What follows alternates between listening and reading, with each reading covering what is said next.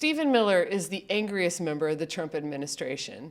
So why is his wife Katie hosting such a placid show? Does she think she can be First Lady?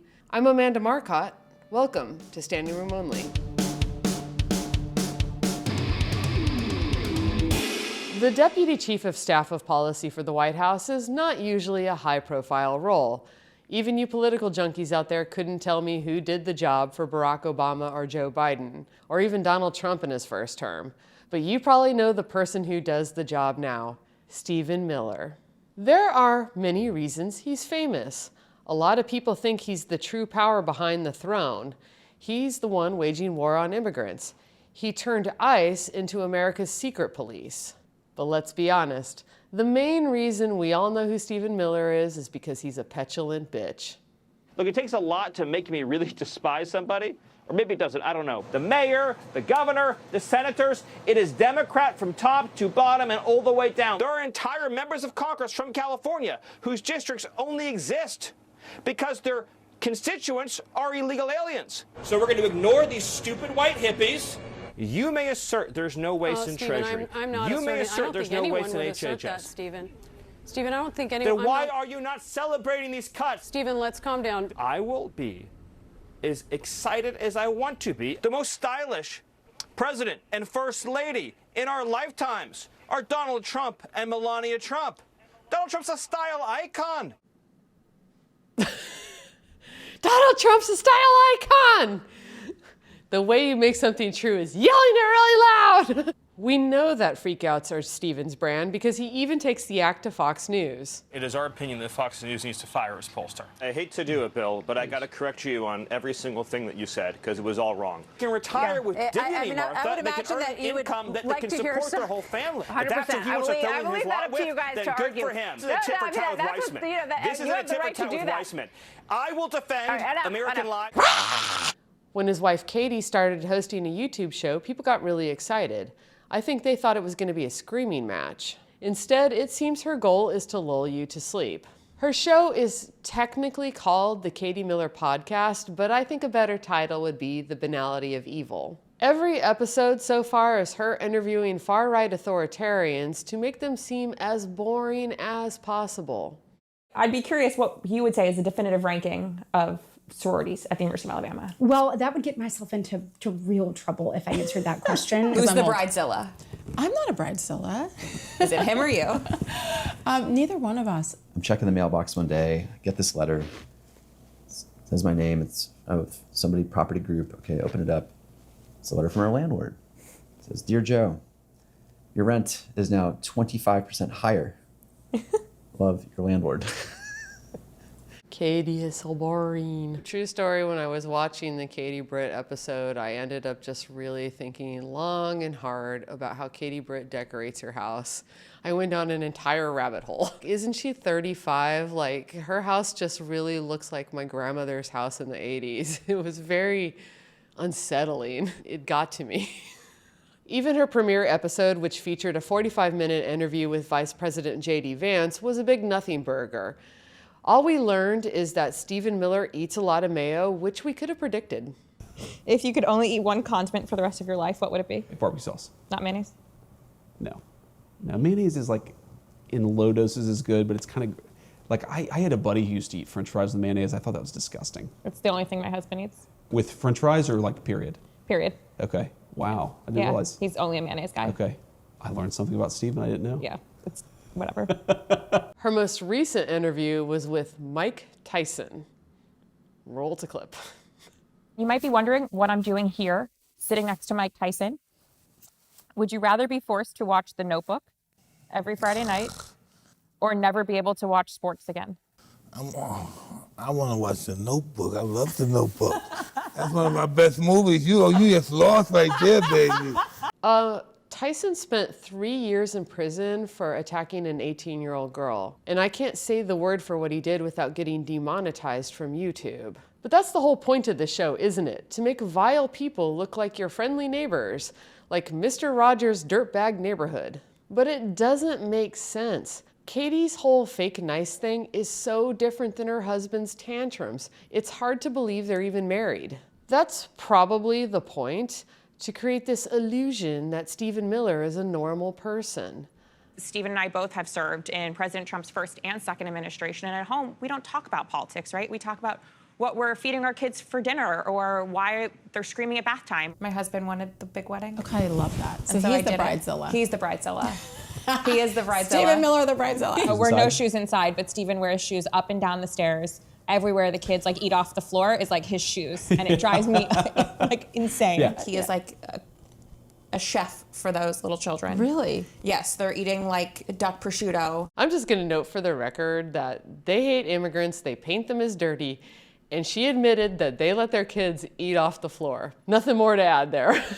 Katie met Stephen during Trump's first term, a story she tries to spin as a meet cute. I don't think I've ever done like our love story yet for anybody publicly. So this is quite a fun one, but Stephen and I met, I was at Homeland Security. I was the chief immigration spokesperson in President Trump's first term. As luck would have it, or whatever you want to call it, Stephen and I were in many, many meetings together talking about securing our border. And where does all true love happen is over border security. Creepy. Even in that story, you can sense the sinister undertones. They bonded over their hatred of immigrants. One classmate of hers from the University of Florida told Vanity Fair that Katie is addicted to power. I'll get into that more during Pass the Mic with my guest, Tess Owen. All this pastel nonsense is about pretending that the Millers aren't sick monsters who hate America. What I don't get is why it had to be her. There are other dull MAGA wives.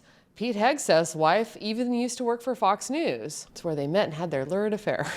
Stephen is proud of being a villain. If he could grow a mustache, he'd be twirling it. It's odd that his wife wants to show the softer side of the Millers. You think it would interfere with his brand as America's top creep. But it was about 3 hours into watching Katie's show that I realized her husband may think that he can be president. I know, you're scoffing, you're like, turn this video off, but hear me out. Trump isn't dead yet, but there are reasons for the rumors that he's not doing well. We can all see the bruised hands and swollen ankles. Stephen Miller is closer to Trump than anyone, maybe even Melania. So he knows better than the rest of us that his boss is not going to live forever. Everyone on the right is wondering who the next MAGA king is going to be. I'm speculating here, but I think Katie is trying to look like a first lady. One full circle moment here is being the communications director to a vice president, now sitting here interviewing the current vice president. I wanted to give you this. I want you to open it. Okay. Oh my God. It is your executive order. Wow. Blue Look line. at this. Signed by the president. No kidding. I mean, what blows my mind is you think about how many people who try to start something and can't even get their calls returned or face insurmountable hurdles. And when you're hearing this, quite frankly, what I keep coming back to is that, when you are having these issues, what's that like for somebody else who is starting a very similar company who is having the same problems and then can't get their calls returned? With her sweet act, she's trying to look like a moderating force on Stephen. We all doubt he can have a calm conversation with anyone. Obviously, if Trump dies in office, J.D. Vance gets the spot. I'm sorry, America. But even if Trump lives, he legally can't run for office again, and he may even be too old to try. Either way, J.D. Vance is weak and unpopular. A lot of people may want to run against him, including his so-called friend, Stephen Miller. Or maybe this is about Katie trying to shut down those rumors that she ran off with Elon Musk. But if that were the case, I think she'd be doing something more interesting than this stupid show. No, it seems like she's trying to imitate what she thinks normal people are like. It's her attempt to be relatable, but I don't think she's fooling anyone. She is still married to Stephen Miller. My guest today is Tess Owen. She's a freelance journalist who covers the far right, and I couldn't think of anybody better to talk about the intersection of authoritarian politics and these weird gender issues. Welcome to Standing Room Only, Tess. Thank you for having me. So, this show of Katie Miller's was marketed as a show for young moms and non-political, and you have put yourself through watching quite a bit of it, and you're a new mom. So, what do you think about it? So when I first saw or heard about the show, I was scrolling on Twitter, and I didn't really register it was Katie Miller, and I saw that this is a show for moms like me who work, who love our kids, who work out and eat healthy, and I thought, oh, fuck off, to be honest. And then I was like, oh my God, this is Katie Miller's podcast. Like, what is this even about? And what's really interesting is that, there's been this whole, over the last 2 decades, this movement of mothers saying, this shit's really hard. Like working and being a mom is hard, it's expensive. Yeah. And, you can kind of choose to go forth if you want, but, you have that information that it's tough. And so all of this kind of real talk and awareness, and her podcast and her vibe seems to kind of completely backtrack on it. Like, she is not for mums. She's she's kind of making herself an aspirational character that mums can be like her. Yeah, the sort of hyper perfect, everything's beige thing. And I think that is more popular on the right. For sure. And we've seen definitely the obsession around mothering and birth rates in the Trump administration and on the right is definitely a big part of this as well. She only married Stephen a few years ago, and they already have 3 kids. And we were discussing this, it seems it's odd. They bang those kids right out.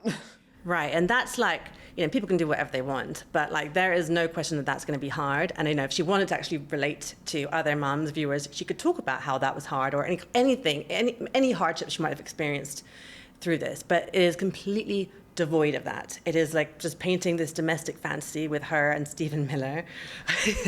You're not going to fool anyone. Yeah, which you don't really want to think about or fantasize about too much. But I just think it's very interesting that you don't really get much of a sense of what she's like as a mother at all. And maybe that's not what it's about really, but there's nothing really relatable in there. It seems like really this is meant to be a mouthpiece for the Trump administration in many ways, and meant to basically be putting lipstick on a pig, that she is making herself this soft face of the Trump administration. She can present the Trump administration's ideological agenda in this very soft, fun way. And it seems like that's kind of what the goal is here. And I think it's no accident that she had J.D. Vance on, for example, as her first guest. Yeah, talking about kids, which we definitely raise ourselves. Exactly. And it's the day that that episode aired, August 11th, that was when the Trump administration asserted federal control over DC. So it's you have this heinous stuff happening on one side, or really controversial. And then you have J.D. Vance sitting there talking about playing ogre at Disneyland. She asks him, is a hot dog a sandwich? Or, what's his favorite dad jokes he tells his kids? It's very, very divorced from what we see the Trump administration doing. Mm-hmm. It's a kind of a warm, cozy fantasy that they want us to be. It reminds me of, remember when Tucker Carlson went to Hungary or Moscow and did all these videos portraying these idyllic places populated with apparently only white people and this kind of fantasy. And I think that what he was trying to do was say, if we do this authoritarian crackdown on all the undesirables, what we get is this Leave It to Beaver kind of imagery. And that's the fantasy that they're selling. So I think that the two weirdly do meld together in a strange way. I think for us it's just incongruent, but for their audience, it's makes perfect sense. Totally. What's also interesting with Katie Miller and some of her guests, she interviewed Senator Katie Britt as well. And these two women are, as odious as they may be, have ambitions of their own account. They are well educated, they have lofty career ambitions, and they actually really made ways in their own careers before becoming mothers. And it's really interesting seeing them kind of existing in the space, which is motherhood first, but you can tell that they also have their careers and their ambitions, and that's okay, but they still have to say motherhood first. There's a disconnect here that is interesting that I'd love to hear from you about, because I feel like a lot of the MAGA media, that's the right-wing media that's aimed at men, is selling kind of the Tradwife fantasy, the idea that a woman will actually just give up on all her career ambitions and be a full-time housewife. Meanwhile, if I'm hearing what you're saying, somebody like Katie Miller or Katie Britt or all these other women are portraying this idea that you can have it all. If you put motherhood first, you can still have this career. Am I right to see this difference, and how is this working in practice?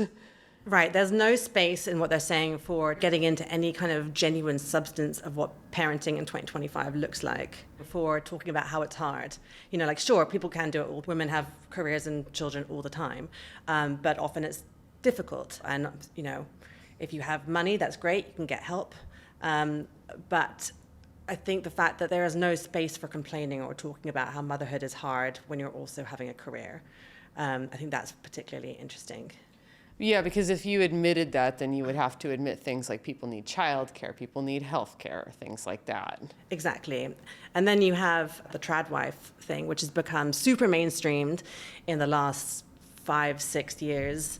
You know, it kind of started as being the sort of hyper-feminine counterbalance to the toxic alt-right with social media and like kind of the way it's intersected with mommy bloggers and vloggers, and also just like homesteading. You know, there's a real kind of like melting pot where the ideas of tradwifery have, really been rolled into the mainstream. This is where I think your expertise in covering groups like the Proud Boys and the Oath Keepers and stuff comes in, because I think we often focus on how these far-right groups, which have a huge influence on the way that Stephen Miller thinks, are very racist. But what are also some of the attitudes that they peddle about gender and women?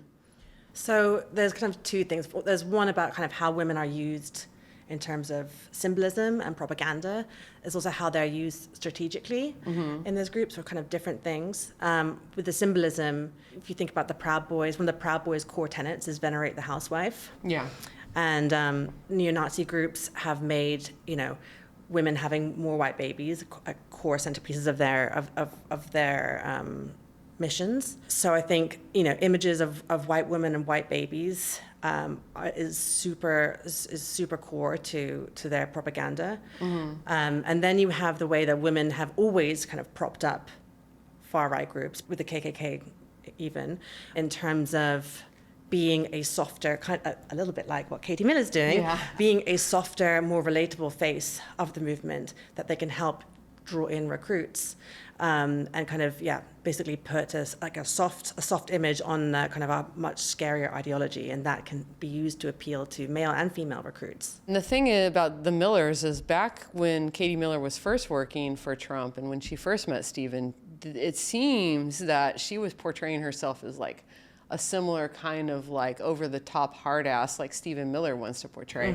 And now she is like Miss Soft Pillows and Soft Questions. I mean, there is a softness to it, but there's also kind of like a mean girl aspect to it, where she is promoting a very high standard that people have to, you know, that if you want to be a patriotic conservative woman, you have to meet that standard, and that means not complaining. That means if you have to work, you have to work.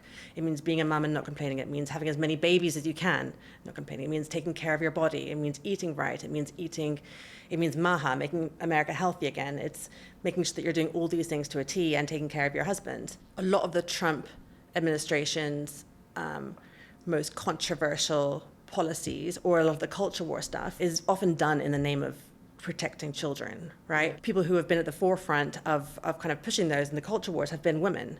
You know, you've seen women at school board meetings and outside libraries protesting, you know, drag shows, or protesting LGBTQ inclusive education.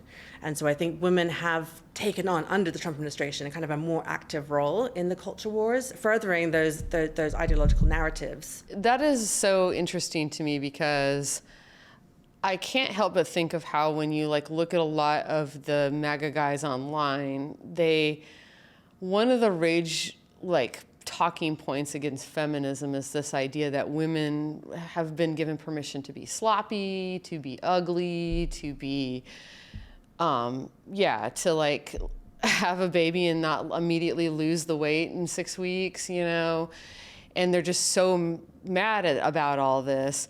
And then you see someone like Katie Miller propping up the idea that it is possible, that feminism is lying to you when it says it's hard, that women are cheating men out of something when they are less than perfect. Exactly. So what's fascinating about that to me is that this show is being marketed to women, though. Like, it's playing on a lot of narratives that I think we both see men perpetrating. And it's clear to me that they're trying to use motherhood as bait, as to, like, this kind of soft, non-political framing. They think that's what's going to appeal to women.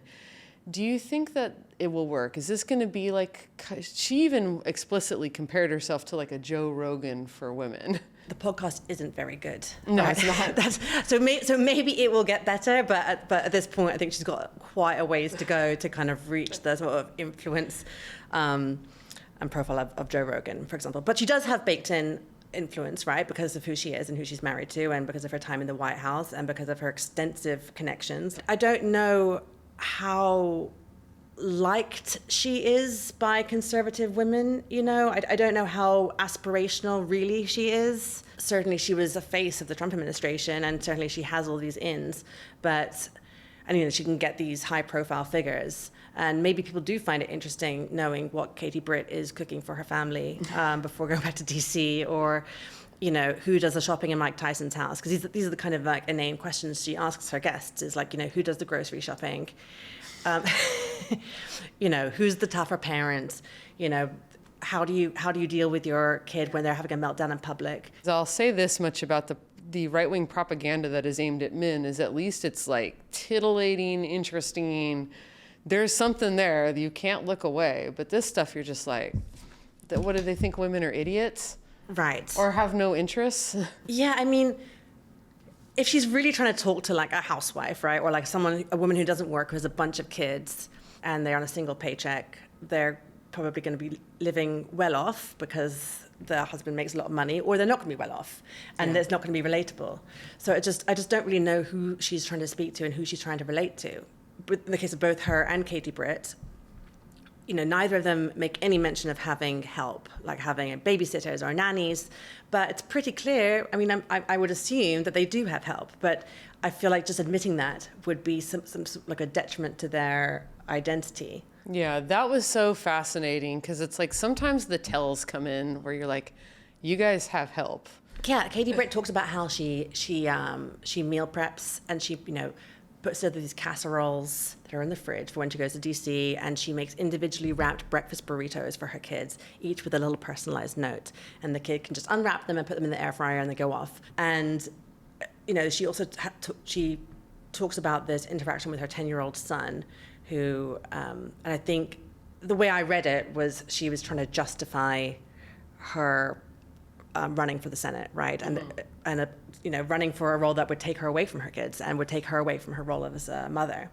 And she said that her 10-year-old son sits her down and says, "Mom, I want you to run because people need to know how much you love Jesus, and people need to know how much you care about small business." Oh. I was like, yes, that's definitely what a 10-year-old said. You're like, see, this is why I'm like, you guys not only have help, do you know children?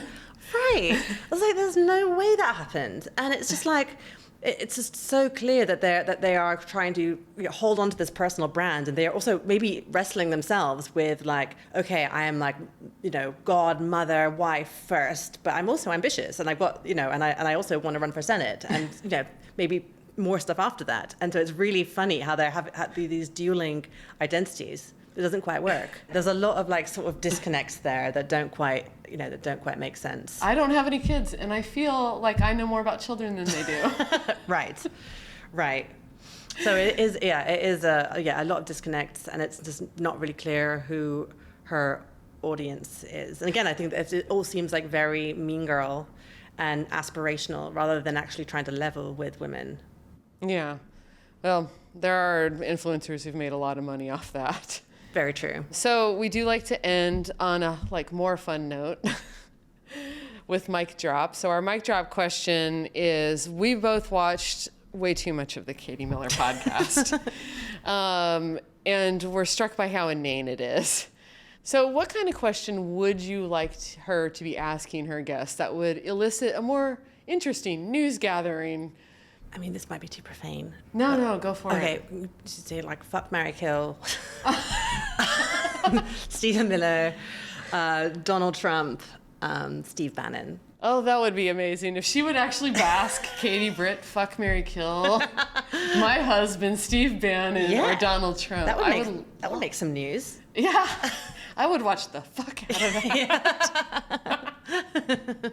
That's a fun one. That's a fun one. I was thinking personally, I would like her to ask the guests, so how do you think Donald Trump does turn up in the Epstein files? Oh, I was thinking about that one as well. It's hard to, it's what everyone's wondering. Yeah. Stephen would actually get fired for that one. Yeah, most likely. Most likely. But she could probably get away with the fuck, marry, kill one. I think that would be the sort of thing where you're kind of being edgy. I mean, she's asking all these inane would you rather questions and she's just firing them right off, you know? Yeah. And no one cares. Like, again, housewives are people. Right. Where can people find you and find your work online? I'm Tess Owen. I'm a freelance reporter and writer. You can find my work most often on Blue Sky at tessowen.bluesky.social, or on X, where I am sometimes, unfortunately, still Miss Tess Owen. Well, this has been wonderful, Tess. Yeah. Thank you so much. I had a great time. Thank you so much for having me. It's great. Thank you guys for watching. Don't forget to like and subscribe, and please stick around for Encore. We have a song that is guaranteed to piss off Stephen Miller.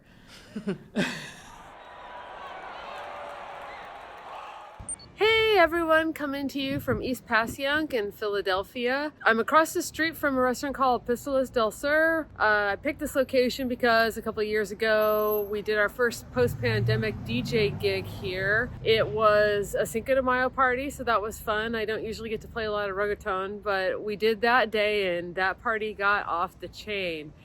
Anyway, the song I want to recommend today is by a band called Girl in a Coma. They are a San Antonio band. And yes, if you're wondering, their name is a reference to the Smiths song. The Smiths, Morrissey, and The Cure are all these bands that never really lost their popularity in the Southwest United States, which is one reason that I've been a fan of them since I was a little kid. I grew up in El Paso. They were basically legendary as far as the folks there were concerned. So Girl in a Coma, they're an indie rock band. They do an awesome cover of a song called Si Una Vez by Selena, the famous Tejano artist. They don't speak Spanish, but they are Mexican American, and so it was really important to the members of the band to do a Tejano song because they grew up with Tejano music, and to at least learn a little bit of Spanish in order to do so. They've done a bunch of different cover songs. I really like how well they do cover songs, and they've even gotten open for their musical hero, Morrissey, even if he's not necessarily a human hero. The band broke up and they reformed briefly as a right girl band called Fea, but my understanding is that Girl in a Coma is back together now. They're a lot of fun. Check out Si Una Vez, their cover of Selena, and some of their other songs, including some other cover songs of theirs. If you want more Standing Room Only episodes, please hit the subscribe button on YouTube. Standing Room Only started as a newsletter, and it's free to read. Click the link to subscribe. I love tips. These political battles are playing out in our local communities, your family, your school, your neighborhood. If you have a story, go ahead and drop me a line. Leave it in comments. And don't forget to subscribe.